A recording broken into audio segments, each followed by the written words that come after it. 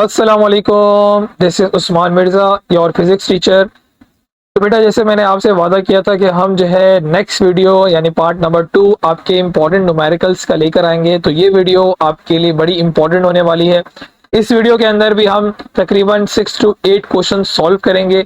और अगर आप ये वीडियो कंप्लीट देख लेते हो और अच्छे तरीके से न्यूमेरिकल्स की प्रैक्टिस कर लेते हो तो आई गारंटीड कि आप न्यूमेरिकल्स में इंशाल्लाह नहीं फंसोगे और इंशाल्लाह आपके न्यूमेरिकल्स तकरीबन सारे निकल जाएंगे। जो सेक्शन बी आपका है वो इंशाल्लाह सिक्योर हो जाएगा, उसमें आपको कोई प्रॉब्लम फेस नहीं करनी पड़ेगी। तो विदाउट वेस्टिंग एनी टाइम हम इन क्वेश्चंस को सॉल्व करते हैं। और क्वेश्चन नंबर 1 के अंदर क्या बोला जा रहा है, what is the flux density at a distance of 0.1 metre in the air for a long straight conductor carrying a current of 6.5 ampere.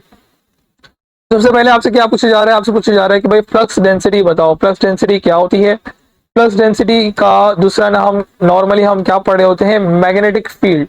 तो बेसिकली आपको क्या मालूम करना है, फ्लक्स डेंसिटी या मैग्नेटिक फील्ड जिसे हम भी कहते हैं वो मालूम करना है।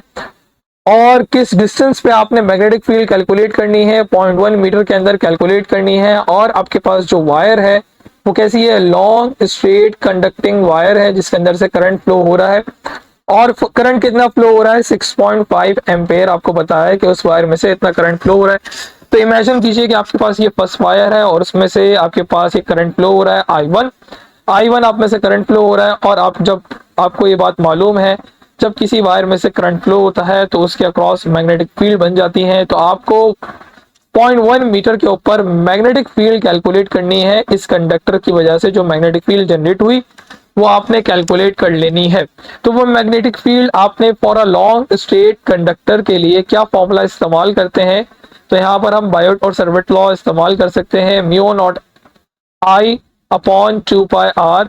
यहाँ पर आपने I1 पुट करना है क्योंकि आपके पास जो करंट फ्लो हो रहा है इस कंडक्टर में जो कि लॉन्ग स्ट्रेट कंडक्टर है वो I1 हो रहा है। तो आपने यहाँ पर मैग्नेटिक फील्ड कैलकुलेट कर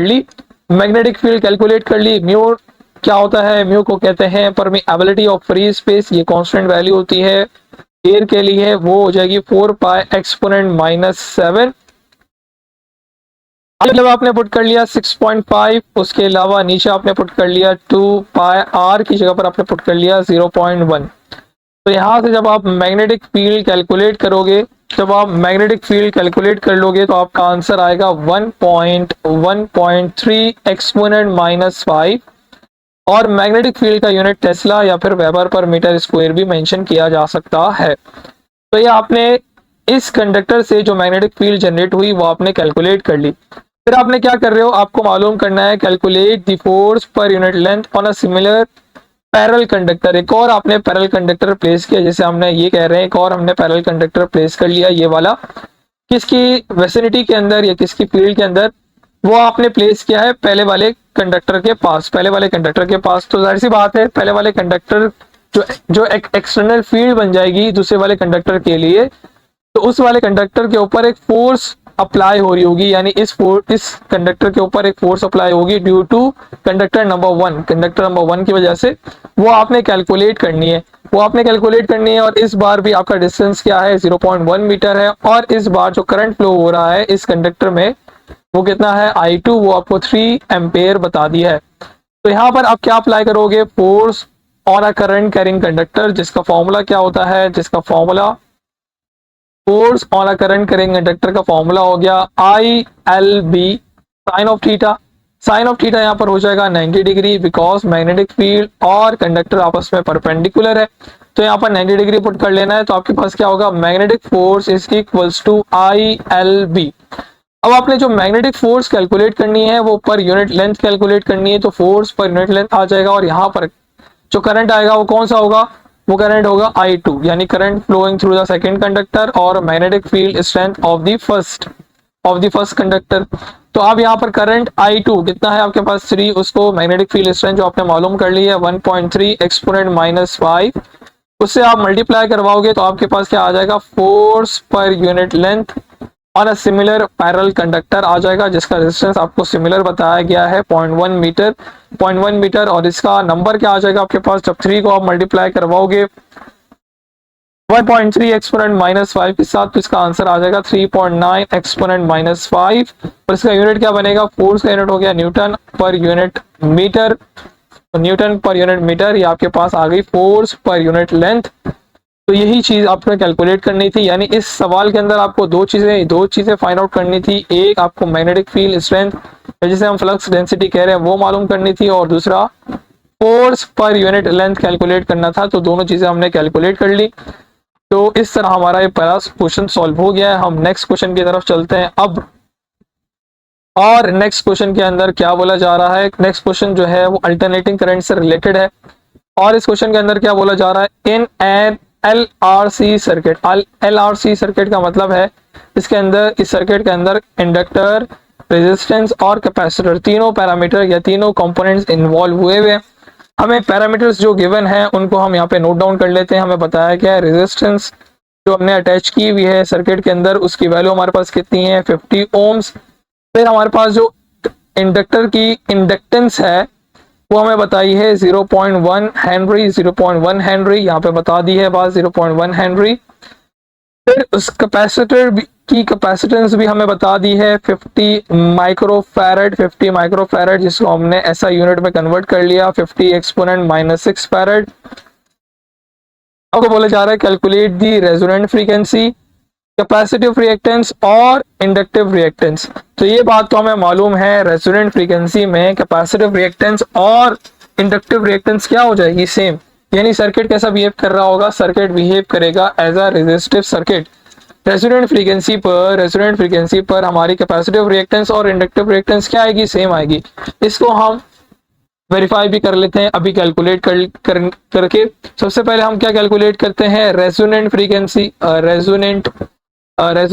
फ्रीक्वेंसी कैलकुलेट कर लेते हैं। रेजोनेंस फ्रीक्वेंसी कैलकुलेट करने के लिए हमें फॉर्मूला इस्तेमाल करना पड़ेगा रेजोनेंट फ्रीक्वेंसी का, और फॉर्मूला क्या होता है, 1/2 पाई अंडर रूट LC। ये फॉर्मूला कैसे ड्राइव हो रहा है, जब हम कैपेसिटिव रिएक्टेंस और इंडक्टिव रिएक्टेंस को इक्वल पुट करते हैं तो हमारे पास ये फॉर्मूला जनरेट हो जाता है। और ये फॉर्मूला आप ड्राइव कर लिया होगा आपने, अगर नहीं किया तो आप फिल वक्त इस फॉर्मूले को मेमोराइज करके चले जाइए। आपके पास अब L कितना है, 0.1, और C की जगह पर क्या पुट करना है, 50 एक्सपोनेंट माइनस 6, 50 एक्सपोनेंट माइनस 6। जब आप ये फ्रीक्वेंसी कैलकुलेट करेंगे, यानी 1/2 pi under root 0.1 multiply 50 exponent minus 6 calculator की मदद से कैलकुलेट करेंगे तो आपका आंसर रेजोनेंट फ्रीक्वेंसी का आ जाएगा 71.7 हर्ट्ज, 71.7 हर्ट्ज। अब आपको दो चीजें और कैलकुलेट करनी है। पार्ट नंबर 2 के अंदर क्या कैलकुलेट करना है, कैपेसिटिव रिएक्टेंस। कैपेसिटिव रिएक्टेंस आपने मालूम करनी है, जिसको हम कैसे रिप्रेजेंट कर रहे होते हैं, XC, और इसका फॉर्मूला क्या होता है, 1/2 पाई FC। यहाँ पर जो F अपने पुट करना है वो रेजोनेंट फ्रीक्वेंसी पुट करनी है, और रेजोनेंट फ्रीक्वेंसी आपके पास कितनी है, 71.7, और C की वैल्यू कितनी है, 50 एक्सपोनेंट माइनस 6। जब आप कैलकुलेशन परफॉर्म करोगे तो आपका आंसर आ जाएगा अप्रोक्सीमेट 44.7 ओम्स। अब आपको वेरीफाई करना है कि कैपेसिटिव रिएक्टेंस और इंडक्टिव रिएक्टेंस सेम आएगी या नहीं आएगी। जैसे मैंने डिस्कस किया कि दोनों वैल्यूज सिमिलर होती हैं, इंडक्टिव रिएक्टेंस और कैपेसिटिव रिएक्टेंस सिमिलर होती है एट रेजोनेंट फ्रीक्वेंसी। बट अपनी तसल्ली के लिए हम इसको वेरीफाई भी कर लेते हैं और इंडक्टिव रिएक्टेंस भी कैलकुलेट कर लेते हैं। उसका फॉर्मूला क्या बनेगा, 2 पाई FL। 2 पाई यहाँ पे आपने रेजोनेंट फ्रीक्वेंसी पुट किया 71.7 और L की जगह पर आपने 0.1 पुट किया। जब इन नंबर्स को आपस में आपने मल्टीप्लाई किया तो आपका आंसर आ गया 44.7 ओम। इसका मतलब क्या है, आपने बात को वेरीफाई कर लिया कि आपकी रेजोनेंट फ्रीक्वेंसी के ऊपर इंडक्टिव रिएक्टेंस और कैपेसिटिव रिएक्टेंस क्या आएगी, सेम आएगी, और ये रेजोनेंट फ्रीक्वेंसी भी आपने कैलकुलेट कर ली। तो इस सवाल के अंदर आपको 2-3 चीजें मालूम करनी थी, रेजोनेंट फ्रीक्वेंसी, कैपेसिटिव रिएक्टेंस और इंडक्टिव रिएक्टेंस, जो हमने तीनों चीजें कैलकुलेट कर ली हैं। Moving on to next question. Next question के अंदर गैल्वानोमीटर से रिलेटेड क्वेश्चन है, यानी मल्टीप्लाई रेजिस्टेंस या फिर आप कह सकते हो वॉल्टमीटर की रेजिस्टेंस से रिलेटेड क्वेश्चन है। और इस सवाल के अंदर बोला क्या गया है, इसको हम देखते हैं। तो पहले सेंटेंस के अंदर बोला गया है galvanometer whose resistance is 50 ohms, यानी गैल्वानोमीटर की रेजिस्टेंस कितनी है, 50 ओम्स है। Reflect full scale with the potential difference of 100 millivolt, यानी गैल्वानोमीटर का जो पोटेंशियल डिफरेंस है वो कितना है, 100 मिली वोल्ट है। इस मिली को आपने फटाफट कन्वर्ट कर लिया और वो कैसे लिख लिया, 100 एक्सपोनेंट -3 वोल्ट, इस तरह से आपने मेंशन कर लिया। इस टर्मिनल भी बता दिया कि अक्रॉस टर्मिनल आ रहा है, यानी गैल्वानोमीटर के अक्रॉस ये वोल्टेज बताए गए हैं। What is the range of voltmeter, जब भी आपको रेंज बोला जाएगा, रेंज ऑफ वॉल्टमीटर, तो आपको उसके टोटल वोल्टेज के, वॉल्टमीटर बेसिकली वोल्टेज मेजर कर रहा होता है, तो आपको बेसिकली उसके टोटल वोल्टेज, जैसे नॉर्मली हम VT से रिप्रेजेंट कर रहे होते हैं, वो आपको कैलकुलेट करना है। If 0.1 mega ohm resistor is connected in series, तो आपको मालूम है कि गैल्वानोमीटर के सीरीज में अगर आप एक रेजिस्टर अप्लाई कर लेते हो लार्ज रेजिस्टेंस, तो वो गैल्वानोमीटर मॉडिफाई होकर किस में कन्वर्ट हो जाता है, वॉल्टमीटर के अंदर। तो बेसिकली ये आपके पास गैल्वानोमीटर है, उसके साथ आपने सीरीज में अटैच कर दिया एक लार्ज रेजिस्टेंस, जिसे हम मल्टीप्लाई रेजिस्टेंस या वॉल्टमीटर रेजिस्टेंस भी कहते हैं नॉर्मली। ये लार्ज रेजिस्टेंस होती है, इसकी वैल्यू हमें कितनी बताइए, 0.1 मेगा ओम बता दिए। तो 0.1 एक्सपोनेंट 6 ओम हमारे पास है ये, या 5 एक्सपोनेंट 6 भी मेंशन, 5 एक्सपोनेंट 5 भी मेंशन कर सकते हो इसे। खैर, अब हमें क्या मालूम करना है, टोटल वोल्टेज ऑफ दी या फिर range of the voltmeter calculate करनी है। तो इसके लिए हम मल्टीप्लायर रेजिस्टेंस का फॉर्मूला इस्तेमाल कर लेंगे। मल्टीप्लायर रेजिस्टेंस का फॉर्मूला इस्तेमाल करेंगे, और वो फॉर्मूला क्या होता है, Rx is equals to total voltage divide by galvanometer current minus Rg। तो इस सवाल के अंदर अगर हम नोटिस करें तो हमारे पास गैल्वानोमीटर करंट मौजूद नहीं है, तो पहले हम Ig कैलकुलेट कर लेते हैं यहाँ पर।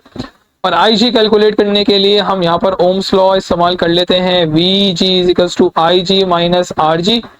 तो Ig का जो फॉर्मूला हो जाएगा वो क्या बनेगा, Vg अपॉन Rg। Vg हमारे पास कितना है, Vg हमारे पास है 100 एक्सपोनेंट -3, और Rg हमारे पास कितना है, Rg हमारे पास है 50।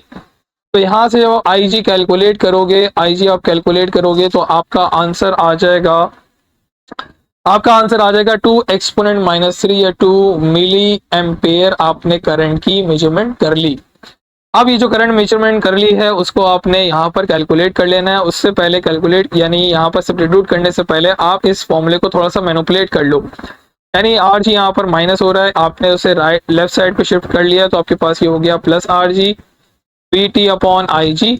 तो Vt के लिए फॉर्मूला क्या बन जाएगा, यानी रेंज ऑफ वॉल्टमीटर के लिए फॉर्मूला बन जाएगा Ig into Rx plus Rg, यानी ये वाला पैरामीटर इधर मल्टीप्लाई हो गया।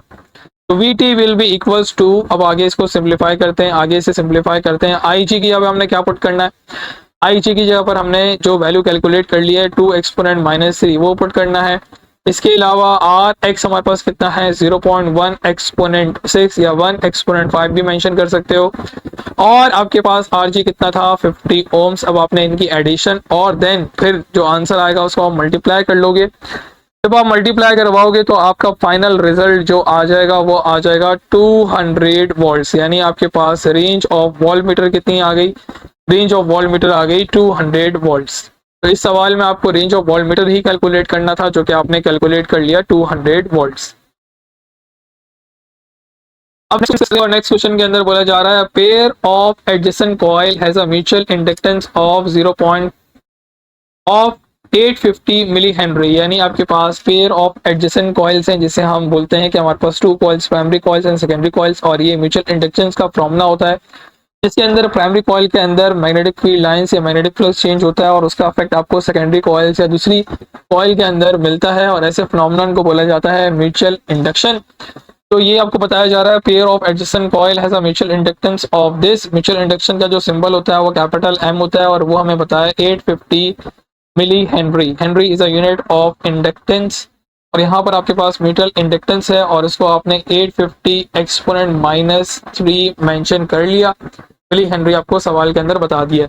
If the current in the primary coil change from 0 ampere to 20 ampere, यानी आपको चेंज इन करंट जो बताया वो कितना बताया, I2 माइनस I1 कर लेंगे, और I2 आपके पास 20 है, I1 आपके पास 0 है, तो 20 एम्पेयर आपके पास चेंज इन करंट आ रहा है। यानी आप करंट जो चेंज हो रहा है वो कितना है, 20 एम्पेयर हो रहा है, और कितने सेकंड्स के अंदर ये आपको काम होता हुआ नजर आ रहा है, 0.1 सेकंड के अंदर। 0.1 सेकंड के अंदर change in magnetic flux in the secondary coil आपने change in magnetic flux secondary coil की के लिए कैलकुलेट करना है जब उसमें नंबर ऑफ टर्न्स कितनी है, 800 टर्न्स मौजूद है, 800 टर्न्स मौजूद है। तो आपने change in magnetic flux calculate करना है। तो हम यहाँ पर जनरलाइज फार्मूला या फिर आप कह सकते हो शॉर्टकट फार्मूला इस्तेमाल कर लेते हैं डायरेक्ट, जो कि फैराडेज लॉ ऑफ इंडक्शन और म्यूचुअल इंडक्शन के कंबाइंड फार्मूले से बनता है। बट यहाँ पर अभी हम फिलहाल डायरेक्ट फार्मूला इस्तेमाल करते हैं ताकि आपका टाइम भी सेव हो जाए। और इसके अंदर फार्मूला हम डायरेक्ट क्या इस्तेमाल कर सकते हैं, N change in magnetic flux is equals to M change in I. आप चेंज इन मैग्नेटिक फ्लक्स का फॉर्मूला रीअरेंज करके बना लोगे, M change in I divide by N. बस आपने यहाँ पर वैल्यू पुट कर लेनी है, 850 एक्सपोनेंट -3, चेंज इन करंट आपके पास था 20, और नंबर ऑफ टर्न्स कितने थे, 850 नहीं थे, 800 थे, 800, तो यहाँ पर 800 मेंशन कर लिया। तो ये आपके पास आ गया चेंज इन मैग्नेटिक फ्लक्स। तो चेंज इन मैग्नेटिक फ्लक्स का जो आंसर आ जाएगा आपके पास, जब आप इन नंबर्स को मल्टीप्लाई और डिवाइड कर लोगे तो आपका आंसर आ जाएगा 0.02125, और इसका यूनिट क्या बन जाएगा, वेबर। इसका यूनिट आ जाएगा वेबर, और इसको इस तरह भी मेंशन किया जा सकता है 2.125 एक्सपोनेंट -3 वेबर, एक्सपोनेंट -3 वेबर। दोनों तरीके से ये आंसर सिमिलर है। जब आप राइट की तरफ जाते हो तो आप रिड्यूस कर रहे होते हो, यानी पावर के अंदर आपने माइनस साइन इंक्लूड करना है। तो डेसिमल पॉइंट जब आप 2 शिफ्ट करोगे तो इसका आंसर बन जाएगा 2.15 exponent -3। Moving on to next question. Next question discuss करते हैं, और नेक्स्ट क्वेश्चन के अंदर क्या बोला जा रहा है। नेक्स्ट क्वेश्चन के अंदर यानी क्वेश्चन नंबर, अब हम डिस्कस कर रहे हैं 5, और क्वेश्चन नंबर 5 के अंदर क्या बोला जा रहा है, a system undergo an isobaric process with the pressure is kept constant at 15 kilopascal. यानी आपके पास एक आइसोबैरिक प्रोसेस हो रहा है, आइसोबैरिक प्रोसेस हो रहा है, और इसके अंदर आप बोल रहे हो कि आपका प्रेशर क्या है, कांस्टेंट है, और कांस्टेंट कितना है, 15 किलो पास्कल आपको बता दिया है। तो इतनी चीज हम पहले नोट डाउन कर लेते हैं कि हमारे पास प्रोसेस कौन सा है, आइसोबैरिक प्रोसेस है। आइसोबैरिक प्रोसेस है जिसका प्रेशर क्या है, कांस्टेंट है, और प्रेशर कितना है, 15 एक्सपोनेंट 3 पास्कल, हमें बता दिया है।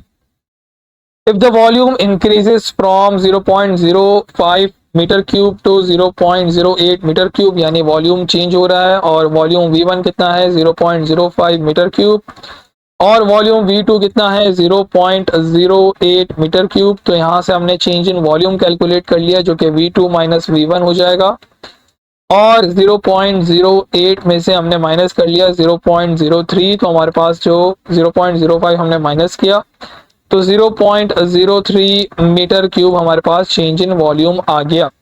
अब आपको क्या मालूम करना है, calculate the heat added to the system, जिसे हम नॉर्मली डेल्टा क्यू से रिप्रेजेंट कर रहे होते हैं। When increase in internal energy is, internal energy को डेल्टा यू से रिप्रेजेंट करते हैं, और वो हमारे पास प्लस में गिवन है 150 जूल्स। जिसने बताया कि इंटरनल एनर्जी इंक्रीज हो रही है तो आपने उसे प्लस में कंसिडर करना है, और heat added to the system ये भी प्लस में ही आएगा। तो यहाँ पर आप क्या अप्लाई कर सकते हो, यहाँ पर आप first law of thermodynamics apply करवाओगे, यानी आइसोबैरिक प्रोसेस की इक्वेशन अप्लाई करवाओगे। तो आइसोबैरिक की इक्वेशन हमारे पास क्या होती है, delta Q is equals to delta U plus delta W. ये हमने फर्स्ट लॉ ऑफ थर्मोडायनेमिक्स लिखा, और उसके बाद हमने यहाँ पर पी डेल्टा वी पुट कर लिया, जो कि वर्क डन का फॉर्मूला होगा। Work done will be equals to P delta V. यहाँ पर वैल्यूज पुट करेंगे, हमारा आंसर आ जाएगा 1 डेल्टा यू की अब हमने 150 पुट कर लिया, पी की अब हमने पुट कर लिया 15 एक्सपोनेंट 3, और चेंज इन वॉल्यूम मैंने अभी कैलकुलेट किया, वो आया 0.03। तो यहाँ पर आ जाएगा 150, और इन नंबर को आप मल्टीप्लाई करवाओगे तो आपके पास आ जाएगा 450, यानी आपके पास जो डेल्टा क्यू आ जाएगा वो अप्रोक्सीमेट आ जाएगा 600 जूल्स। वो प्लस में होगा क्योंकि हमारे पास heat added to the system है, तो वो प्लस में आएगा। और इस सवाल के अंदर आपको यही बताना था कि heat added to the system कितनी होगी, और वो आपने कैलकुलेट कर लिया, और वो कितनी आ रही है आपके पास 600 जूल्स, 600 जूल्स जो कि हीट का यूनिट होगा। और इस तरह से हमने इस सवाल को भी सॉल्व कर लिया, इस सवाल को भी सॉल्व कर लिया।